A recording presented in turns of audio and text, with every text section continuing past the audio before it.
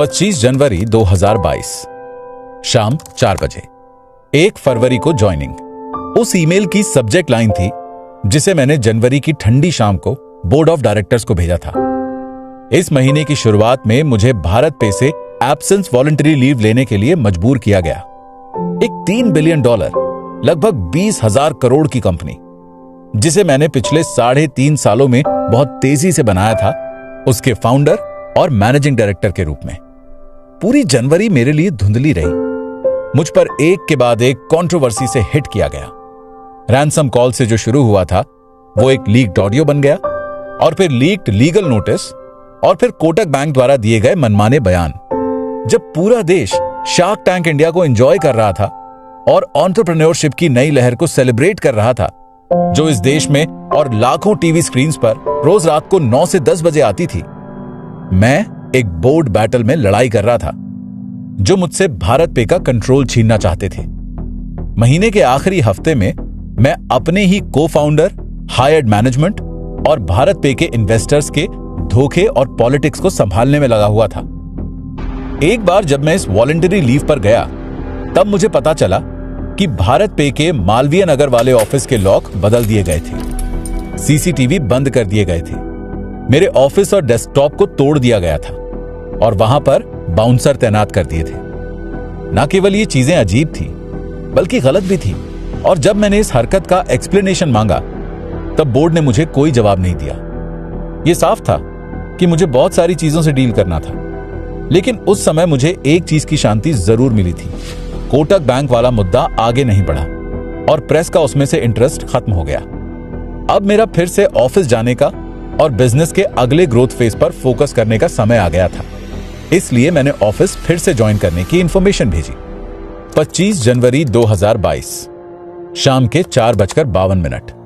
मैं घर पर अपनी डेस्क पर बैठा था और जनवरी के सूरज की किरणें मेरे कंधों पर पड़ रही थी। उस वक्त मैं काफी सारी प्रॉब्लम्स के बारे में सोच रहा था, जिन्हें मुझे सॉल्व करना था। खास करके हमें नए बैंकिंग लाइसेंस को यूनिटी एसएफबी पर ऑपरेशनलाइज कराना था। यह पहला लाइसेंस था जो रिजर्व बैंक ऑफ इंडिया ने किसी इंडियन फिनटेक कंपनी को दिया था, और हमें परेशान पंजाब और महाराष्ट्र कोऑपरेटिव बैंक यानी पीएमसी का टेक ओवर भी कंप्लीट करना था। यह वीएसएस या सचिन बंसल नहीं था, बल्कि अशनीर ग्रोवर था, जिसने पहली बार किसी फिनटेक को मिलने वाला बैंक लाइसेंस जीता था। यह कोई छोटा मोटा अचीवमेंट नहीं था, और मुझे यकीन था कि यह कंपनी को और भी ऊंचाइयों पर लेकर जाएगा। लेकिन यह एक बहुत बड़ी रिस्पॉन्सिबिलिटी भी थी, क्योंकि हमें पहले 1 लाख डिपॉजिटर्स को उनके कैपिटल का एक्सेस देना था, जो उनके पीएमसी बैंक अकाउंट में 2 सालों से फंसा हुआ था। मेरा थॉट प्रोसेस मेरे इनबॉक्स में एक ईमेल आने के नोटिफिकेशन के साथ ही टूट गया। उसकी सब्जेक्ट लाइन थी 11th बोर्ड मीटिंग के लिए शॉर्ट नोटिस। सरप्राइज की बात यह है कि मैंने फिर से ऑफिस कंटिन्यू करने का प्लान किया। यह कंपनी को इन्फॉर्म करने के 1 घंटे के अंदर ही मुझे भारत पे के कंपनी सेक्रेटरी से एक मेल आया, जिसमें मुझे इन्फॉर्म किया जा रहा था कि शॉर्ट नोटिस पर एक बोर्ड मीटिंग रखी गई है, जो अगले 3 घंटे में ही थी। हम रात के 8 बजे जूम पर मिलने वाले थे। मुझे एक बहुत बड़ा शॉक लगा जब मैंने एजेंडा नाम की फाइल पर क्लिक किया।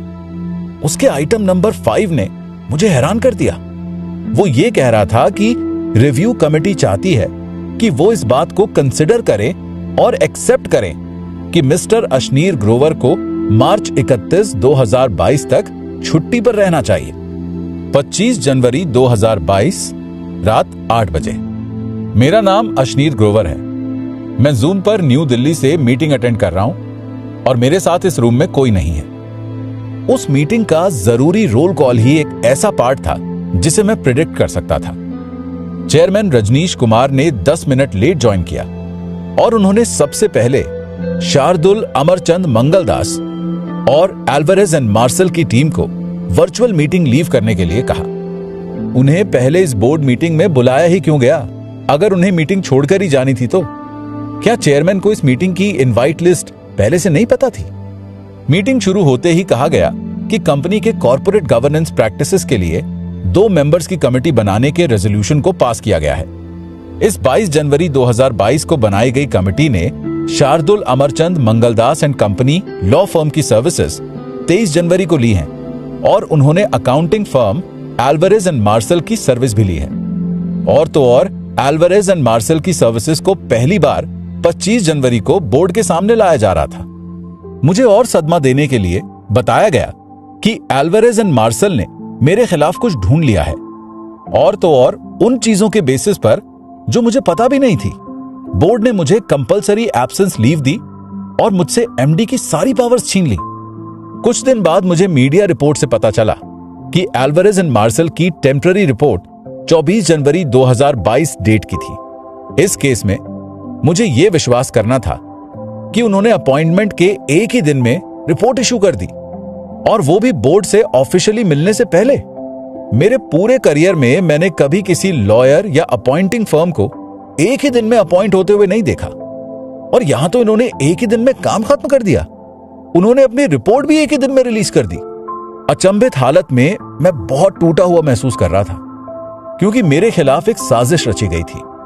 मैंने बोर्ड द्वारा आइटम नंबर 5 को लागू करके मुझे बाहर निकालने से पहले ही मेरे व्यूज रखने की एक अपॉर्चुनिटी मांगी। मैंने रिव्यू कमेटी की जरूरत और उसके कॉम्पोजिशन को लेकर ऑब्जेक्शन उठाए और कहा कि वो शेयर होल्डर्स के एग्रीमेंट और कंपनी के आर्टिकल्स ऑफ एसोसिएशन को फॉलो नहीं करती है। और मैंने ये भी पॉइंट किया कि कॉर्पोरेट गवर्नेंस रिव्यू ने सिर्फ मुझे ही नहीं बल्कि पूरी कंपनी को कवर किया है, तो फिर इस लॉजिक के हिसाब से सब लोगों को छुट्टी पर होना चाहिए था। मुझे अकेला क्यों बाहर किया गया? क्या मेरे खिलाफ कोई कंप्लेंट थी? और किसके कहने पर लॉ फर्म को अपॉइंट किया गया? मेरे सवालों का दूसरी साइड से सन्नाटे के साथ जवाब मिला। फिर मैंने चेयरमैन रजनीश कुमार को कहते हुए सुना कि तुम अब कॉल कट कर सकते हो, क्योंकि हमें अब प्रपोजल के लिए वोटिंग करनी है। यह साफ था कि मुझे बाद में पता चलेगा कि प्रपोजल को सबने साथ मिलकर पास कर दिया है। इंटरेस्टिंग बात यह है कि जब बोर्ड मुझे गलत करने के लिए अक्यूज कर रहा था, तब मेरा उनके साथ कोई कम्युनिकेशन नहीं था, और रिव्यू असल में कॉर्पोरेट गवर्नेंस पॉलिसीज प्रैक्टिस और कंपनी कोड का होना चाहिए था। 26 जनवरी 2022 एक और ईमेल। 25 जनवरी की मीटिंग का आउटकम। इस बार मुझे 31 मार्च 2022 तक कंपलसरी लीव पर जाने के लिए कहा गया और ऑफिस ना आने के लिए कहा गया।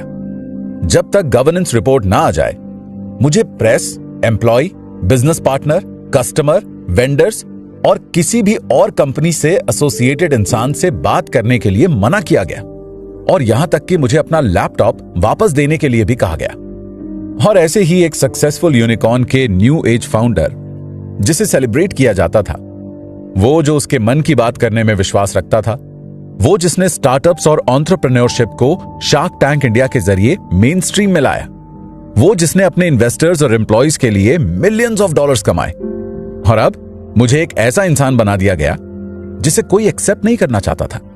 मुझे उस कंपनी को बिल्ड करने में 42 मेहनत भरे महीने लगे, और उन्हें मुझे बाहर निकालने में सिर्फ कुछ घंटे लगे, और वो भी एक प्री प्लान्ड मूव के साथ। प्रेस, या यूं कहें कि इंडिया में चल रहे बिजनेस न्यूज आउटलेट्स के लिए एक और बार फील्ड डे हो रहा था, और वो रिवॉर्ड्स के लिए न्यूज पब्लिश कर रहे थे। भारत पे फ्रॉड के कंसर्न्स की वजह से फाउंडर अशनीर ग्रोवर को फायर कर सकती है, ये 30 जनवरी को एक बड़े बिजनेस डेली ने ये कोट करते हुए अनडिस्क्लोज्ड लोग डेवलपमेंट से फेमिलियर हैं रिपोर्ट किया। अगर ये शार्क टैंक इंडिया का कोई एपिसोड होता तो मैं जरूर कहता ये सब दोगलापन है। ये लाइन इंडिया के हर एक यंग और एम्पैथेटिक इंसान की इमेजिनेशन को कैप्चर कर चुकी थी। अब शायद मुझे कहना चाहिए, पिक्चर अभी बाकी है मेरे दोस्त।